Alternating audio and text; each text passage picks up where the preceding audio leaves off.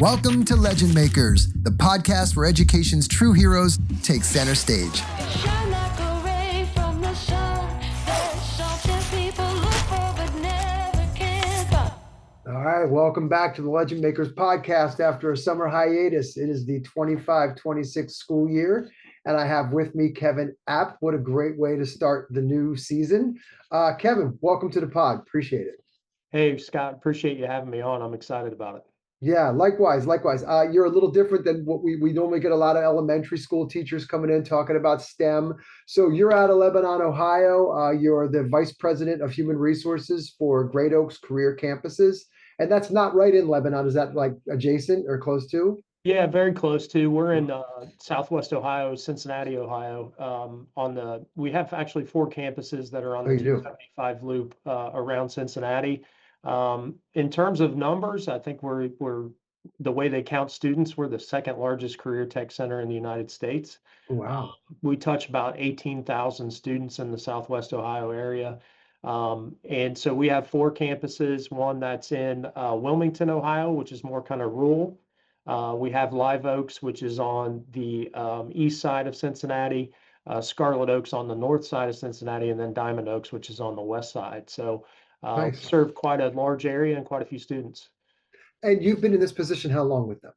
So I've been in the VP position for about 3 years, and my job is kind of recruiting and hiring our instructors, Yeah, okay. both academic instructors and career tech instructors who come out of industry. Before that, I was a building administrator, and then prior to that, I was a teacher in the classroom. I taught career tech. I was an ag education teacher, and kind of really where I started to get my passion for career tech and helping students in terms of hands-on engaging learning. Wow, good. So you were a teacher for what, 22 some years before you moved into this kind of role over here? Yeah, teacher, high Excellent, school yeah. administrator until I moved into this role. Yeah. Yeah, great. This is cool. Well, yeah, I love the whole career tech. We hear this a lot. My son's 19. So, Mhm. we're having these conversations, right? So we're Sure. having conversations about college. And are you a college kid? Are you non-traditional? You're going off to university. What are you going to do? Right? There's a Yeah. big thing about what are you going to do? And I graduated high school, I hate to say it, 40 years ago. So it was a different conversation then than it is today because school's different. I think there's a lot of different opportunities for students. And I think it's really cool to see. I actually think it's great to see what you're doing at places like Great Oaks because I was a total non-traditional kid. I didn't go to a Mhm. traditional high school. I went to kind of a weird fix yourself boarding school. And then I came out of that just completely lost academically. I didn't know what I was going to do. And there really it was like shop class for me, Right. right? It was like, you go be an auto mechanic or okay. And today, I mean, we were just talking. So I'm looking at the pictures behind you, and you were starting to get into some of the things you're doing there at Great Oaks. So tell us what you're doing there. It sounded really cool. And I know we were like, oh, let's record this. So why don't you tell Sure. me about the pictures behind you and what you're doing over there? Yeah, so we at Great Oaks, we have about 32 different programs high school students can enroll in. We also have adult education too, but from a high school standpoint, I mean, right behind me, you see a picture of some students from our Surge Tech program. So they're learning how to sterilize instruments in a surgical setting. They get a certification in sterile processing on surgical instruments. So when they come right out of high school, their pathway, they're ready to go to work immediately in a sterile processing unit in a hospital or a surgical institution. Really? And then they can further their education and become a surge tech assistant in the surgical room. So So can you really cool pause you there for a program. minute? That's Yeah, really interesting because I know nothing. So Surge Tech, first off, I love it. So yeah, surgical tech. So they're sterilizing those devices, right? So those are correct. surgical devices. So those are high school age students. Those are junior, senior level kind of students. And so Absolutely. now, do they actually go to regular high school, or have they decided to do their everything here? How does So this what work? happens is they come to us Uh-huh. and on one of our campuses, and half of their day they're doing their kind of typical high school academics. Okay. The other half of their day, they're in their lab practicing, doing work-based learning skills in that specific tech area. So they spend half their day in a mock surgical classroom, where you have all the surgical instruments. They learn how to sterilize those. They learn how to assist on a surgical operation. So half of their day is really focused in on that one specific career tech area. And so they could come out and they can start working right away at 20, 19. I mean, they're like young, right? 19. And Absolutely. Yeah. what kind of pay grade are they looking at? Like, where would they go to work? Give me an example of this young lady in the middle there. She leaves and she's like, "Hey, this is great. I'm now a certified surge tech, at least at partial, whatever." I know you Yep. said you could continue on, but Yeah. let's talk just in that kind of little micro level. Where's she going from there if she wants to go get So a job? yeah, so interestingly enough, we have obviously being a career tech school, we have these great relationships with business and industry Yeah. that we work Yeah. with. And being in Cincinnati, obviously, a lot of people from around the country know about Cincinnati Children's Hospital. It's a Mm-hmm. worldwide known organization. And a lot of our students go there. They go to University of Cincinnati Hospital and they go directly into the sterile processing department there, making a pretty good livable wage to start with, 19 to $20 an hour. Mm. And if they want to take that further, they obviously can. And a lot of our students do. They get additional training and become surge technicians. And so, yeah, it's Huh. it's a cool opportunity for them. And a lot of our programs feed into really a good livable wage to start with.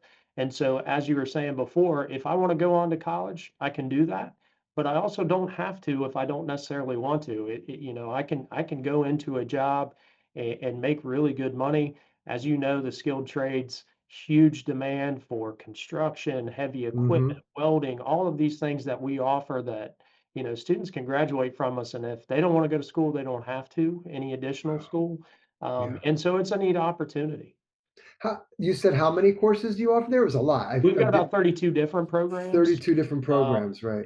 everything from, plumbing, electrical, construction to IT, IT systems and software and IT hardware, to culinary arts, as you see over my other shoulder, Yeah. to health tech and nursing, to dental assisting, digital arts and design, just the gamut of all of those areas that you can think of, we really cover it. And how does a student, because I love this, I find this fascinating. This is great. I wish this was around when I was coming up. So, how does a student in like sophomore year recruiting, how do they end up with you? Because there's a million kids in high school, right? Sure. And you get a select group. And how do they know about it? Do they have like fairs at their schools and then they decide to come in, and is there a placement test or anything? Tell me about the process of getting in. Yeah, so one of the things that we also have in place at Great Oaks are what we call satellite teachers. So Mm-hmm. we have about 100 satellite teachers in our 35 different partnering districts. So the school districts that we serve, we will put middle school teachers and high school teachers in those buildings. They're Great Oaks employees, but they're teaching career tech courses in the buildings. Oh, We found that's been a huge recruiter for us, because they may teach some entry level career tech type courses, and if a student wants to stay at their high school and continue with those courses, they can. But yeah. also our satellite programs, we find really generate that interest for students. And then they want to come to us at a campus with a little more hyper focus in that area. And what we do is we really connect with kids at that middle school level. If you've looked at any research, it's really about the eighth grade time period where kids start to think about, okay, what is it that I really am interested in? Mm-hmm. What do I like to do? And we connect with them and we have eighth grade tours every year. They come to our campuses, look at our campuses. And then we kind of stay in touch with them through that freshman year with, just connecting with them and their parents through social Mm-hmm. media and things of that nature. And then we come back their sophomore year, that year before they make the decision to come to us, and we have what we call a sophomore visit day. And they really come for the entire day and kind of experience different labs that they have interest in for a full day and kind of see if they like it. And then they apply to come. Mm. We're really open to all students. We take pride in serving all students. So, when they apply to come, it's a lottery system. Um, Mm. and right now, we're really fortunate. it's kind of a double-edged sword. We're fortunate because we're overfilled on a lot of our programs. Hmm. So we're trying to find ways to how do we build our capacity to serve more students because we never want to leave anybody behind. So Right. the demand right now is really high for these programs. And so we're trying to expand our facilities, expand our capacity so that we can serve as many kids as possible. Because again, we're really passionate here at Great Oaks. We think career tech is a great route for a lot of students. Yeah. Because you got all your doors open to you when you go through to career tech school. If you want to go to college, you can. If you Sure. want to go straight into work, you can. If you want to go into the military, you can. And we often talk to students about the three E's. What's your E? Are you enlisted? Are you enrolled? Or are you going to be employed? How can we help Ah, you find your E? And so we talk a lot about that with our kids because you find if a high school student has a plan, they're in a lot better shape than those ones who are sitting there like still wondering, okay, how am I going to move forward? yeah, and you send them off to university for $180,000 or whatever, Mm, $150,000 with nary a clue. mhm. Um, I don't know. I'm not a big fan of it. I'm a big fan of this kind of thing. I mean, some people are ready; they're cut out for it. That's them, right? They know Right, exactly. But for those exploring, and I guess like, so you've got four campuses, you said, correct. okay, and are what size are they all relatively the same size, or there's one kind of the big behemoth, and then you've got like satellite kind of. Yeah, no, they're actually fairly close in size. Mhm. Our biggest one is here in Sharonville, which is the northern part of Cincinnati. It has about 1,000 students. Nice. Um, we have Diamond is roughly 700 to 800. Same way with Laurel. Laurel Live and Diamond are really around that 700 to 800 range. Scarlet being 1,000. So Mhm. again, that's kind of the limitations of our capacity on the high school Yeah. side, and that's why we're again trying to expand those satellite programs that we serve in the high schools. Because Mhm. as you said, if a student's going to make a decision about their future, a lot of times it's a pretty costly decision, and we're Yeah. asking them to make that decision at a really young age. And so let's give them all the experiences we can so that they make a great decision. And by all means, if they decide college is their pathway and that's really what they want to do, Yeah. go ahead, but let's make sure you made that decision with all the information that's available to you. So we can't really ask kids to make a decision if they haven't experienced that yet. And Right. sometimes we Right. ask them to decide that without really ever experiencing all the things that are open to them. So I Yeah. think that's really where career tech comes in. And a lot of our affiliate high schools have done a great job of incorporating more of that into what Yeah. they're teaching. I think our affiliate schools are starting to understand the idea of like, let's help these kids make really good decisions. And whatever we can do in partnership from an educational structural standpoint to Yeah. make sure they experience all the options before they make that decision is really in the best interest for them, for us, and for our economy as Absolutely. a whole. Yeah, I have a million questions. I love this. Is there fees to get in? I mean, do or so it's a lottery system. It's state, I'm assuming state funded. A lot of this is state funded. Yeah, we are a public school, just You're a like public school, all just schools in okay. Ohio. Yeah, we're publicly funded. We have we have levies that are in place to generate tax funding from a local level as Mm-hmm. well. Mm-hmm. Ohio is really fortunate in the fact that Governor Rhodes, way back in the 70s, had some forethought in what he thought Ohio students should have, and Hmm. really drove the conversation in the 70s to say, hey, every student in Ohio should have access to some kind of career tech training.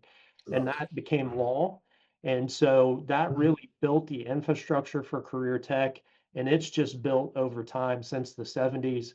And we really have a forward leaning career tech structure in Ohio that's really beneficial. You don't find it in all states, even though all states No. offer some form of career tech. But really, the infrastructure and the funding mechanism here in Ohio is pretty unique and pretty exceptional. How do you? So you're human resources. You are in charge of bringing in the teachers, the instructors. So is that a challenge? Tell me about that. It sounds like it might be if you're specialized. So you've got 32 specializations there. So you've got to find staff to fill each one of those. And clearly, they've got to have deep experience in that particular field. So, what are the challenges of finding those people?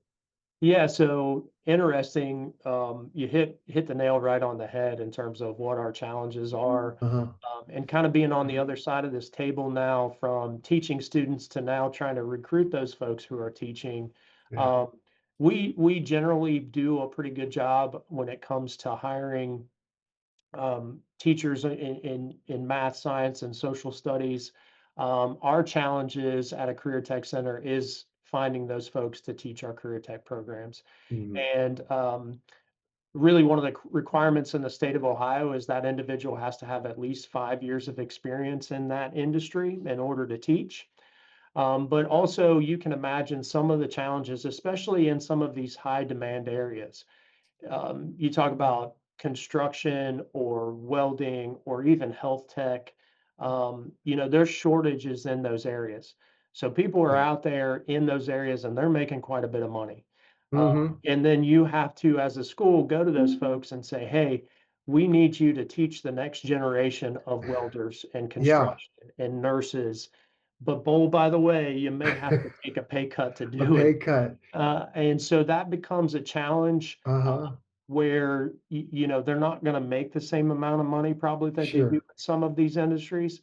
So it's really about finding that person who's passionate about Mhm. um, you know keeping their industry alive and teaching that next generation. And then also, as you know, we sell the schedule. It's like, hey, you got your summers off, you got two Right, weeks of right, spring right. break, you got 2 weeks over Christmas, no weekends. Yeah, We yeah. really sell that, and there are people Okay. who are looking for that. They have Do you get like people. retirees? Like, do you get like people that are? I'm thinking of a guy that I'm working with right now. Like, we have drone repair techs Mm, because we go yeah, through a lot of these little guys right here, and yeah, we change the blades on them, right? We change the motors out, you're right. and I'm always looking for people that can do that, and it's not easy. It's meticulous work, and it's like soldering, and it's who's Yep, doing that, right? yep, So this guy, I find him locally. He's like 63, 30 years trade electrician. He's like, yeah, this is a great way to make a little extra money. I'm done, doing the work. Now I'm going to come and do this. So are you getting folks like that? Is that kind of where you primarily head? They're like I will call them like early retirees, like kind of out of the biz, but not really ready to give it up yet. Not really ready to hang the hat. yeah, absolutely. I think that's certainly a focus area that we have. And it's a lot of folks who are in that age range. Yeah, maybe not quite to retirement, but also, as you can imagine, some of these industries can be difficult on the body, right? And so, Yeah, for sure. Mhm. as time goes on, I need to slow down a little bit physically. Uh, Yeah. Well, Maybe teaching's a good route for me. Believe it or not, we've also kind of tapped into this group of folks who are a little bit younger, and their kids are younger, and they really want to be able to have time to spend with with their their kids, kids, sure. and being on the same school schedule as their kids. Mm, They can take hmm. vacations in the summer together. They can be off at Christmas together. Yeah, I yeah, think people are starting to value a little bit more of that family time, and I think sure. that's in our favor too when it comes to hiring teachers for some of these Yeah. programs. What's your most popular program? Probably right now, overall, it's welding. Is it? Yeah, we have a lot of interest in welding. It's one of those career tech areas that's kind of one of your classic areas. We've always had it, but there continues to be a huge demand for that. Construction trades, health tech. Our health tech area is booming. As you know, there's a health staffing crisis out there. Mm, There's not enough nurses. There's not mhm, enough folks to staff hospitals and doctors' offices. So we have a huge influx of that. hmm. We're doing some exciting new things as well that are popular. You'll love this. We've got a aviation exploration program we just started Yeah. out at Live. Oh, It's nice. very drone heavy the junior Okay. year. They learn to fly drones, not unlike the one that you had there in front of us. Yeah. Along with, we have a couple of the the big drones Good that old get to Phantoms and the fly with. Mavics and the Yeah. Inspires and the whole Yep, thing, right? the whole Yeah. thing, and then the second year, their senior year, is really focused more on getting, um, talking about that um, ground safety piece and taxiing, Mm, and then they also we have a flight simulator that they can, get, mm, um, uh, logged flight simulator hours, and yeah. then after they graduate from us, if they wanna go and do the Right. in-flight hours, they can do that and get their Yeah, pilot's pilots, license. that's a huge in demand. I mean, Yes. for an airline, a commercial pilot, I think they're coming out making an insane amount of money. They are, and so Um, we're trying to help as much as we can fill that gap. Obviously, yeah, as a school, we can't put them up in the air in an airplane, but we sure, can set right. them on that path. So, Yeah, absolutely. You can start to seed it. That's great. yeah, Um, so how did you get in? Let's go back a little bit because this is really cool. We're kind of in the yeah. moment, but take me back, 24 years ago. What got you into teaching? What sparked that? So I'm an old farm kid from, Mhm. a rural area. Grew up on a small farm and, really loved agriculture, the industry of agriculture. And once I got into high school, I started taking career tech courses. They were ag Hmm, education courses, and I joined a group called FFA. And most people know it as Future Farmers of America. It's now known hmm, as mhm. FFA. It's what we call a CTSO, which is a career tech student organization. Okay. They're organizations that go along with the career tech courses that you're taking. And in agriculture, it's FFA. In business, it's DECA or Business Professionals of America, BPA. Each kind of pathway has its own career tech student organization. And once I got into FFA, I think it was all career tech and education from there. That's where I learned to speak in front of people. Hmm, It's where I learned to kind of, if I had to make an argument, how I defend that argument. It's where I learned parliamentary procedure. It's where I learned to connect with people, solve huh, problems. I just loved FFA. And that's so cool. that drove me on a path to go to Ohio State, where I wanted to be an ag teacher. I wanted to teach Huh, students kind of the same things that I learned. And much like all young males in high school, middle school, I was not a great student. I was not a pleaser. I didn't want to get straight uh-huh, A's. It wasn't my right. motivation. I didn't love being in a classroom with 25 chairs in a row. I just wasn't built for that. So when I found Mhm, FFA, it's really what flipped the switch for me. hmm, So when I went to Ohio State, decided to become an ag teacher, got the opportunity to come back to my home high school to teach ag. Uh, hmm, it was a kind of a dream come true for me, and I yeah, was able to really see some of the same things in my students that happened to me. And then lo and behold, about 6 months or about 6 years into that, I kind of got interested in this administrative piece of education and trying to really kind of influence other teachers and how they interact with students. So got administrator's degree and was an assistant principal for a long time. And while I did that, this job came open at Live Oaks for an assistant dean, and really started to realize my passion was in career tech. So I said, I've got to apply for this job. yeah, Lucky enough to get it. And now I've kind of risen through Great Oaks. But every day I get to go onto a campus, walk into one of our labs where kids are actually applying what they're learning. You can physically see it happen. it's amazing. And the engagement level in those classrooms is so amazing, all to the point where you walk in and students don't even know who you are, and they grab you and say, hey, come look and see what I'm doing.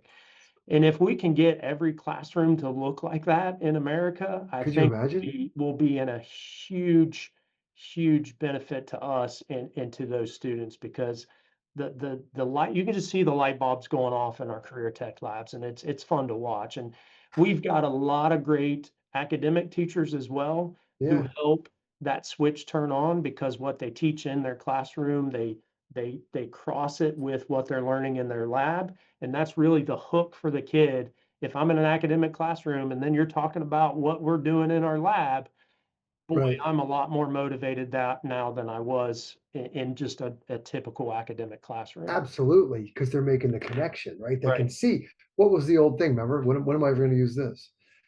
Yeah. Do you remember Absolutely. saying that in like school? It Yeah. was like, well, when am I ever Yeah. going to need to learn to do this? And it's like, well, Absolutely. you're doing it like just in like a couple of hours. You're going to go be applying this. How Absolutely. about Yeah, I am really endlessly fascinated with this. I think this is like the future of education. I just think I'm so bullish on this kind of model and others similar and different disruptive kind of models. I have to imagine that enrollment over the years has increased, right? It feels like 10 years ago, or how long it's been around for. Great Oaks has been for how Since long? I the mean, 70s. I 70s. mean, So, yeah. but has this seen like this? Have you seen a hockey stick kind of moment? I might be not a hockey stick, but have you seen this sharp incline? And let's even talk about pre and post COVID, right? I mean, Absolutely, we've seen a steady increase in interest and enrollment. yeah. Mhm. Um, if we're all being honest with ourselves, back in the 70s and 80s, and even to a certain extent, the 90s, there was this stigma around career tech that that's kind of where those students go. And Totally. I think part of that was because our constant conversation around success revolved around a 4-year university. Yeah, Uh, and that was the only path to success. that's right. Uh, and so as that conversation has evolved, and let's be honest, economics has kind of driven that conversation, right? Hmm. You can't just simply go to college for 4 years now and expect the return on investment like you used to. So as that conversation has evolved, and what I mean by evolved is let's be clear with all students. Every student has a unique pathway to their future.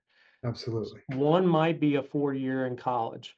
One might be just career tech. One might be 2 years of additional training after high school. It's all different.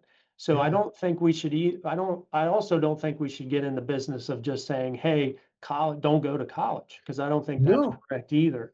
I agree I with you. think we just realize that it's a unique journey for each student. And the more options we can give them, the better off we are. So I think because we offer all these different options, you have seen a huge increase in our enrollment, and you've Hmm. seen kind of, I think the biggest piece is the parents of students who now realize the benefit of career tech education. They're not stuck in this 4 year college mode as much as they used to be, because as you said, you and I are parents of kids at that age now. Yeah. We were always told, right?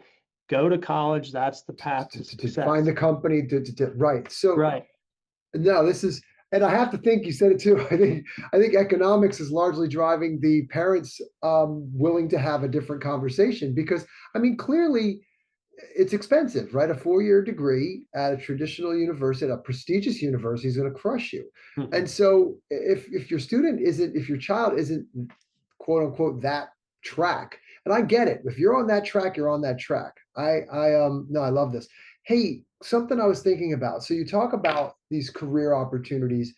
Well, two things kind of jumped out at me. I think largely what you're doing seems to be, and I want to be careful because I don't want to get lambasted for this, but like from the listeners, like AI proof. Because again, if we go back, right? 15 years ago, the white collar jobs, the coders, the engineers, the this and that, they were safe haven, right? mhm, Because robots were going to do all the hard work. And then turns out robotics is harder than software and large language models. And so now you're dealing with this thing has been completely flipped on its head where legal, HR, marketing, content, coding. These things are now at risk, right? These traditional white collar safe jobs. Um, that to me is really interesting, and these jobs seem to be kind of that AI proof, if you will, like welders. I mean, you're not having an LLM disrupt welding. right. And I think that that's the key there. It's, the physical aspects of some of these jobs, we're not gonna be able to, at least in the short term, I don't see us being able to build a robot that can crawl in between two trucks and weld some kind of joint that is impossible to reach by anything mechanically we have Mhm, right now, right? So, mhm. yeah, a lot of these jobs are certainly buffered, I'll say, from Yeah, artificial buffered. intelligence at That's a this good way to point. put it. Yeah, yeah, And I yeah. think, it wasn't more than 5 years ago, the largest, the fastest growing job in the United States were computer coders, right? It was coding. Yeah, for sure. Coding Now, was all of a it. sudden, as you said, AI comes out, and suddenly you have a system that can write its own code. That turned the entire economy on its ear essentially overnight. Yes, it And did. so that's a key aspect of career tech too, is we've got to be agile, right? Because you never Yeah, know, our world changes quickly. So I think yeah. that's one of the benefits of career tech too, is we Mhm, can start a program that mhm. focuses on economic needs right now, and then 2 years from now we can shift and do another program that may meet the needs better for students. So being agile as educators is going to be Yeah, more important as we move forward. agreed, agreed. Do you ever get into the entrepreneurial end of things? In other words, like, I think a lot of these, because I'll say to my son, "Hey, if you wanna go be an electrician," or let's use that, "might it be nice to own the company?" Mm, Like for I live in my neighborhood here, and there's these family down the street, and Roads Electric, mhm, and the kids work there, and the family's there, and they have never look at anybody else's windows, but it I know them, and they yeah, have a very nice quality of life. Does very well. Uh, Probably better than most. You help beach house at the shore, a nice home mhm, here, and the thing. And he owns the electric company. It's got its own, so he's got some real estate involved in it because he owns the office building that they work in. And it seems like a nice thing. Guy probably clears a decent chunk of change. Family's involved in it. The kids are now getting into it. So you talk about like the business end of things? Do you get into that at all? We do. There's certain aspects in our programs that talk a little bit about that. I think you bring up a good topic of where we would like to go, kind of as Mm-hmm. next steps as career tech centers is talking about that. Interestingly enough, I just read an article the other day, and I apologize, I forget the magazine, but it was talking about the new generation of multimillionaires. And Yeah. it was these entrepreneur people who were Yeah. in the skilled trades, plumbers, electricians, Yeah. HVAC folks who now, I started with one truck. Now I have 15 trucks, Right. 50 employees. And it's local, it's It's hyper local. There's a podcast I love, this guy, Chris Corner, mm, Koerne. You ever hear of this guy? I've And heard of him, yes. great. He just riffs on these like super local, low bar revenue, cash flow and businesses that are, pressure washing and this. It's like, wow. And they'll get people on there that are they're clearing, they're hitting close to 1 million in Yeah, revenue a year. Maybe they're doing 500,000 in revenue a year, but they're taking home, 45% of that. Pretty dang good, that's right? really good. Yeah, And so I love listening to him because it's just cool to hear like these I would say low hurdle kind of ideas that you could just these local businesses. People think they have to be the next Steve Jobs in entrepreneurship. right. No, No, you can be the local waste. I have a great friend, wastewater treatment. Great dude. He's been at this since like 2016. Um, he's crushing it. yeah, He owns the business. He's crushing it. yeah, Critical infrastructure. I mean, can't keep up. right. And that's the key, I think, in all of these areas. There's such a huge need. There's a ton of opportunity if you want to create your own business, be your own boss. And I think we have had a lot of students who have done that. Yeah, But I yeah, think we can also do a better job. One of the areas we can do a better job in is preparing them. What does that look like? How can you establish a business?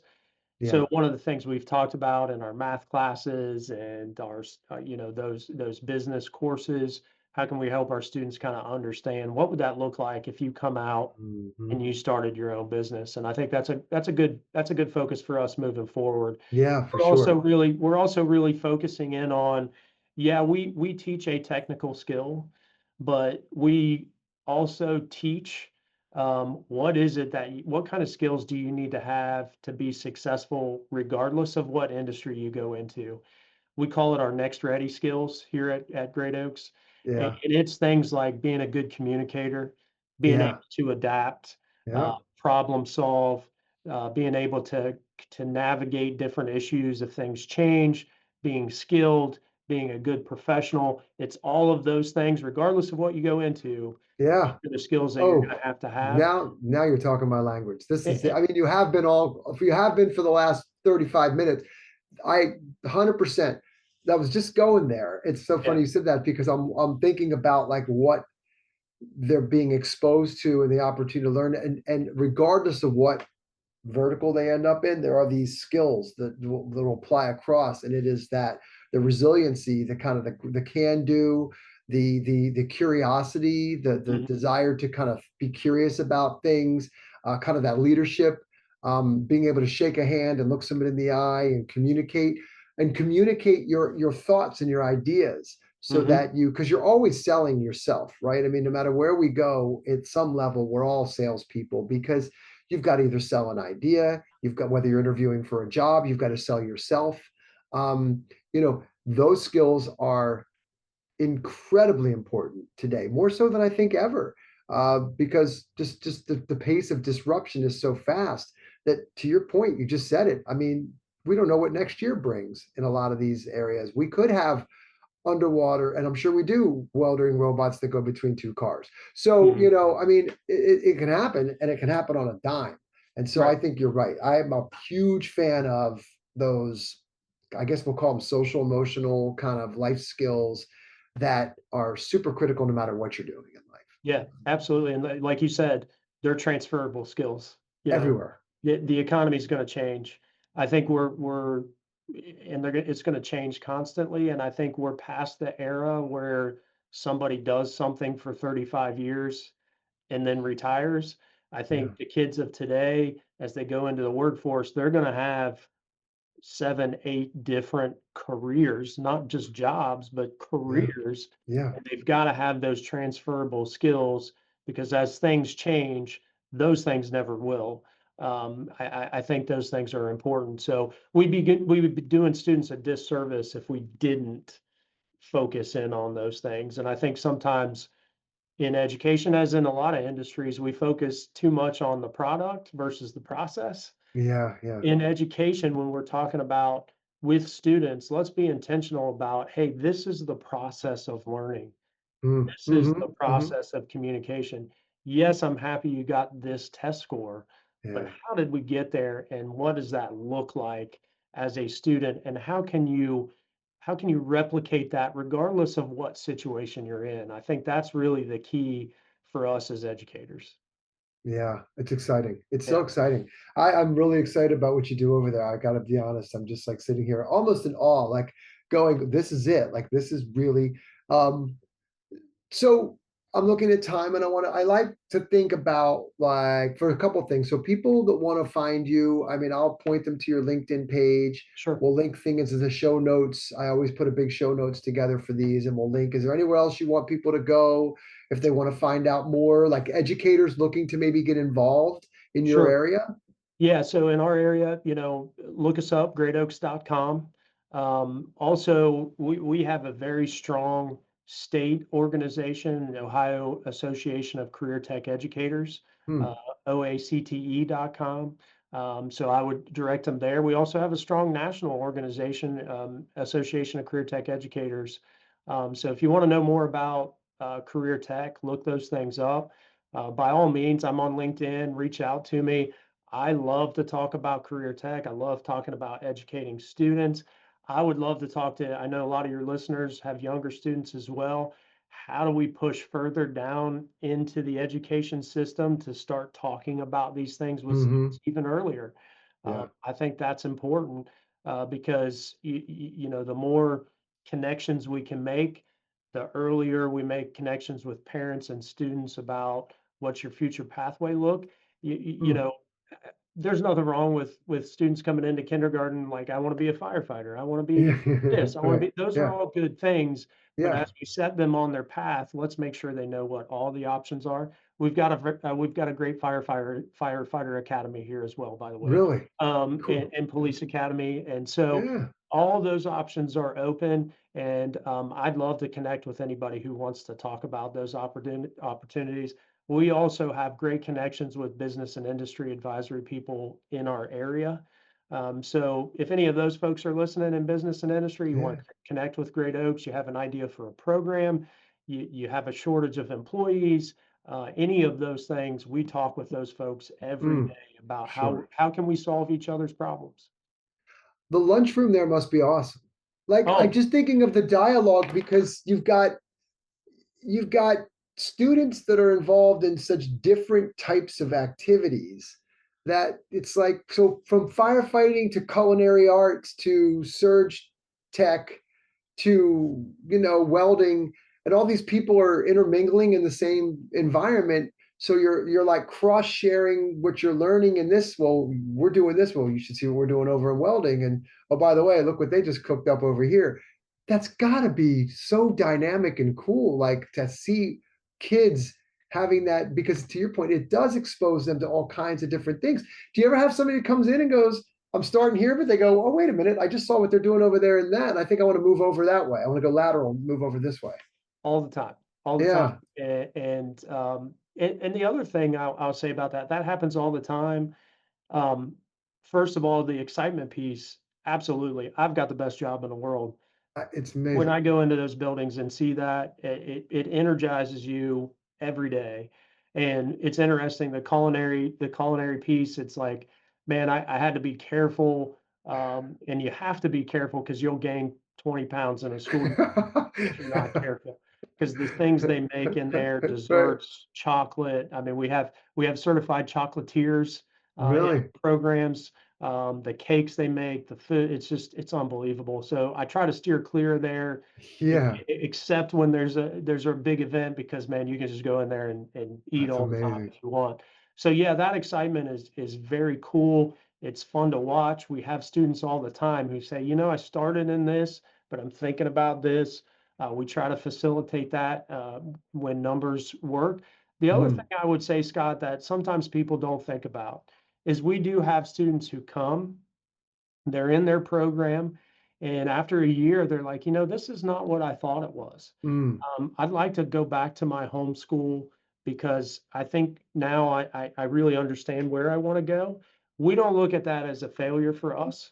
We kind of look at that as a success for our students. We help them make a decision Yeah. about their future. If it's Yeah. not with us, that's okay.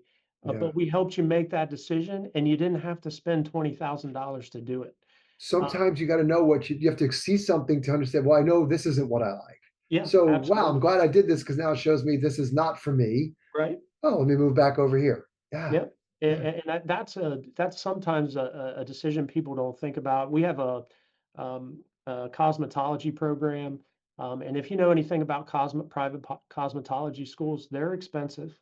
Uh, Yeah. and we have a lot of students who come to us. They start on the cosmetology pathway, and they're like, "Ah, this is not what I thought." And it's like, "It's Mm. okay. We Yeah. saved you. We saved you quite a bit of money." Yeah. Very nice. Yeah. And so it's things like that that we maybe sometimes from the outside looking in might seem like a failure, but at the same time, we look at it as kind of a success for helping that student make a choice. Mm, yeah, it's great. Yeah. So I like to leave off. Well, it's been very positive. I think the whole thing's been pretty uplifting and positive. What we're moving forward, what excites you?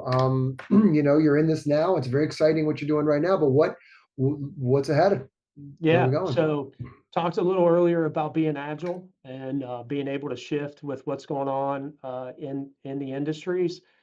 So one of the big programs we've started out at our Laurel Oaks program is an electric vehicle maintenance program. Mm-hmm. Looking at all kinds. I don't think people realize when you think of electric vehicles, everybody immediately thinks of Tesla or the electric cars, right? Yeah. But there are so many vehicles in our economy that operate on batteries.